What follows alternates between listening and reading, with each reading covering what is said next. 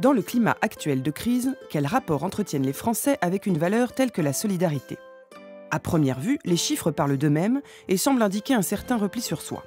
En effet, si 54% des Français admettent limiter leur budget de solidarité, ils sont jusqu'à 56% à affirmer essayer d'abord de s'en sortir eux-mêmes, le sort des personnes en difficulté passant au second plan. Cela signifie-t-il pour autant que la question de la solidarité a été définitivement laissée de côté? Pas tout à fait. D'abord, 9 Français sur 10 déclarent avoir réalisé au cours de l'année au moins une action de solidarité. Laquelle? Dans l'ordre des priorités, la santé tient assez naturellement le haut du pavé, mais elle est immédiatement suivie, devant la préservation de l'environnement et l'aide d'urgence, par l'aide au développement dans les pays du Sud et la lutte contre la pauvreté. C'est que les Français ont un rapport pragmatique à la solidarité. Si 7 Français sur 10 définissent l'aide solidaire comme un geste désintéressé, ils sont plus d'1 sur 2 à estimer que cette aide doit encourager les personnes en difficulté à s'en sortir par elles-mêmes. Cette critique en filigrane de l'assistanat nous livre une clé d'analyse nouvelle. Un contrat moral doit être établi entre le philanthrope et le bénéficiaire. Pour les Français, la solidarité est donc indiscutablement un geste désintéressé, mais elle est également loin d'être un acte irréfléchi. Ce changement de paradigme a déjà favorisé l'émergence de nouvelles formes d'action solidaire. Le financement participatif, par exemple, également appelé crowdfunding.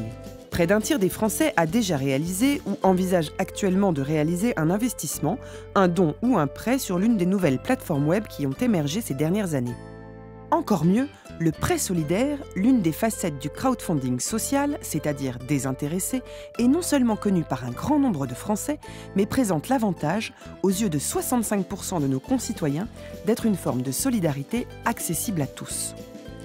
De fait, et c'est évidemment ce qui le distingue du don, le prêt solidaire reste un prêt. Autrement dit, le bénéficiaire est tenu de rembourser le prêteur solidaire. De plus, près de 2 tiers des Français pensent que le prêt permet justement aux personnes en difficulté de s'en sortir par elles-mêmes. Un autre avantage de ce système, aux yeux d'1 Français sur 2, pouvoir choisir le projet qui bénéficiera du prêt et donc savoir précisément à qui et à quoi son argent servira. Pour le moment, les Français ne sont pas encore familiers des nouvelles formes du prêt solidaire, puisque seuls 3% d'entre eux connaissent la plateforme babyloan.org, pourtant leader européen du prêt solidaire. Mais cette relative confidentialité n'effraie pas non plus, puisque, une fois informés, 1 tiers d'entre eux se déclarent intéressés par le système de prêt solidaire de Babyloan. Pourquoi? 3 principaux avantages de cette nouvelle forme de solidarité sont régulièrement cités. La transparence, l'autonomisation des bénéficiaires et bien sûr l'efficacité du système de prêt.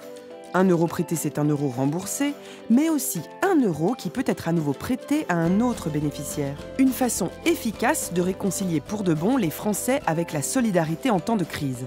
Il est possible d'être solidaire, même avec un budget serré, et tout en s'assurant que l'argent dépensé le sera efficacement pour aider les bénéficiaires sur le long terme. D'ailleurs, tandis que le montant minimum d'un prêt sur Babyloan est de 10 euros, le montant moyen que les sondés seraient prêts à investir sur la plateforme est de 150 euros.